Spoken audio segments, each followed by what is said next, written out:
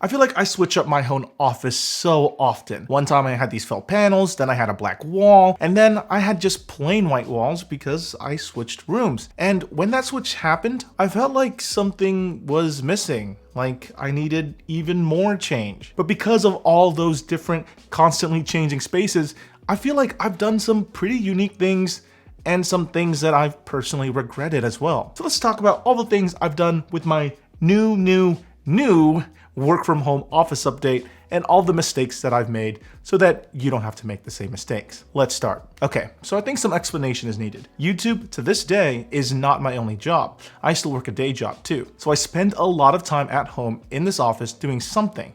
And so I stare at these same walls constantly. Maybe too much. So I think that explains my constant need to update this space like once a year at this point, because my eyes need something new to look at before I absolutely go insane. But I am a very indecisive person. So the first time I changed up my space, it was for functionality. Then the next time I did it because it looked stylish. And then the next time it's functional again. And I feel like I'm constantly struggling with finding that perfect balance for this room. So let's dig into the details a little bit about what I'm looking for. Functionally what I want and aesthetically what I want are two different things altogether, but I think there's gonna be a nice little intersection somewhere that we can find. But I also want to be able to do 4 different things. 1, I need a place where I can demo products and shoot B-roll footage of things that I'm talking about in videos. So I want a desk that's pretty simple, that just changes based on the type of video I'm working on. Then I need a workstation where I do my day job, where I sit down in front of a bunch of monitors,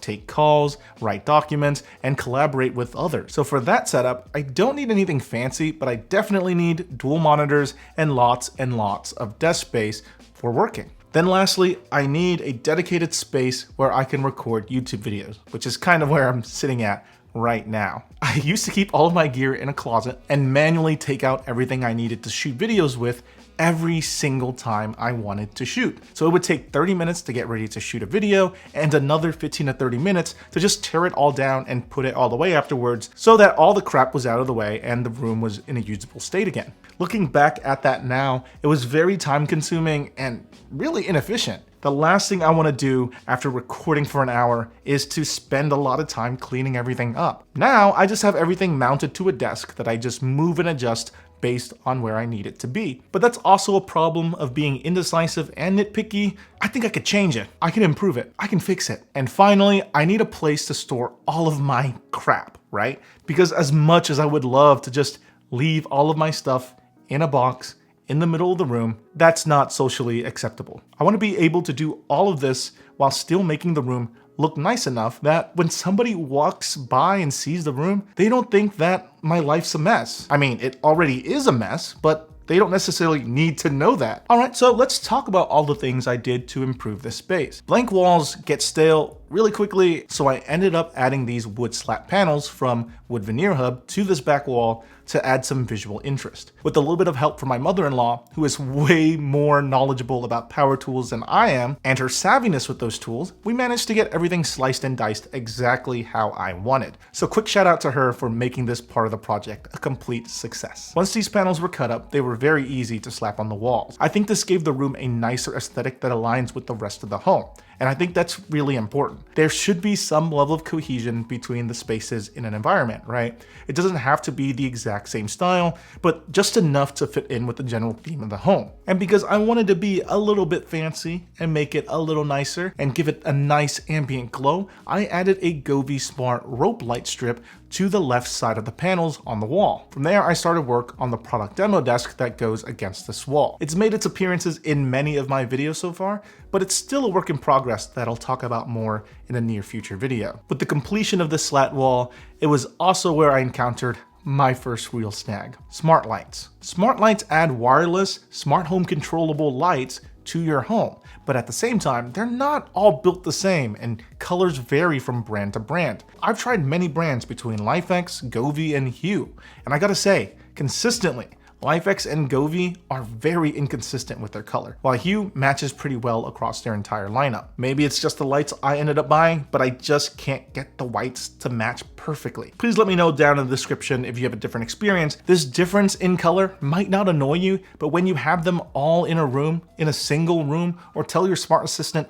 to make the lights warm white, each one has a different definition of what that even means. So just be consistent with the brand you end up going for your smart lights for the best results. Like I said before, blank walls are boring, so adding things to them definitely makes a room feel more lived in. I used to be terrible at this because I was scared of putting holes in the wall, but I'm slowly getting better at it and getting used to patching up walls once I'm done drilling holes in them. But if you're still scared about drilling holes into the wall or patching it up, use things like command strips. Those have been very helpful in a lot of my DIY home projects. But adding something or anything at all makes the space feel more human. But to make sure I'm always comfortable, I added this air purifier tower fan that you see in the background here, which is actually from today's sponsor, Drio. I live in blazing hot Houston, Texas, and with that comes pollen-filled springs and hot summers. Oftentimes, during spring, my allergies act up, and during the summer, AC alone just isn't enough. That's where the Drio MC7110S air purifier tower fan comes into play. This is a dual motor design that delivers air at up to 27 feet per second, and the dual filtration system filters up to 99.97% of particles. So you just know that I'll be chilling real nice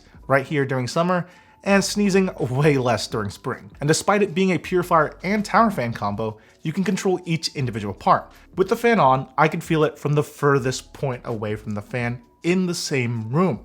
The fan also swivels up to 120 degrees, so it covers most of the room when it swivels. It's controllable with the remote and blends in pretty nicely in a modern home. I just like to sit at my desk, press a button on the remote, and the fan starts quietly cooling me down.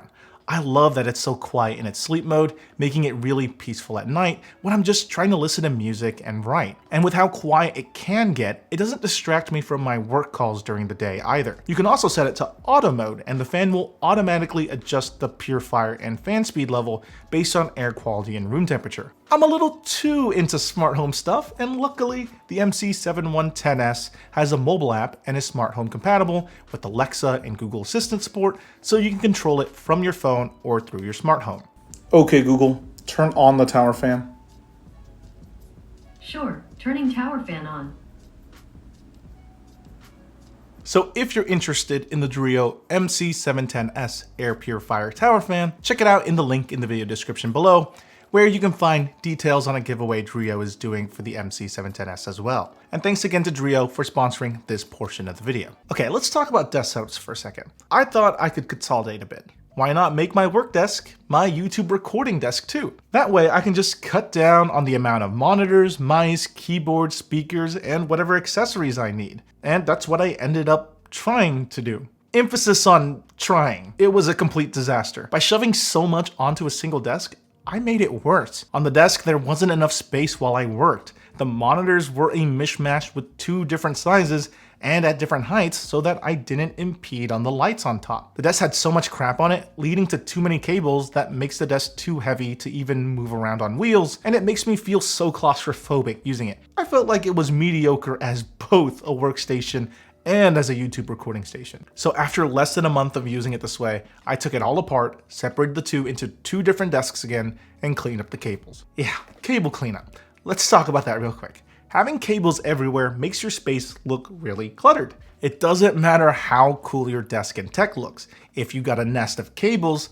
someone is gonna say something, and it's gonna be me. Clean up your cables. For me, I found the best way to manage cables is to mount them to the underside of the desk using these cable management straps. Thing is, these straps are easy to set up, use, and to readjust cables, but suck to take off. The double-sided adhesive likes to stay on the desk surface no matter what you try to do. So I started removing the adhesive altogether and using cut-up command strips instead because they don't leave sticky stuff behind, saving me from a headache in the future. But if you don't like using command strips or that sounds like a pain to you, there are cable trays and modesty panels that could work just as well. If the goal is just to clean up your cables and make sure your legs aren't constantly touching against them, this solves it. I also took the same logic and applied it to power strips. I mount power strips to the underside of my desks because I use standing desks.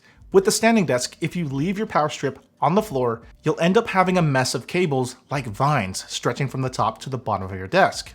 And that's only if the cables are long enough. But if it's not long enough, the cable could drag whatever you have on top of the desk down to the floor, or lift your power strip up into the air, holding things together like that one Spider-Man meme. By mounting your power strip onto the bottom of the desk and cable managing all that mess, you're able to clean up how the bottom side of your desk looks with only a single power cable from your power strip plugged into the wall. It's so much cleaner. Okay, since I started separating my tasks and putting them onto specific desks, I've been a lot happier with the outcome. I can just sit in my chair and roll to different parts of the room depending on what I want or need to do.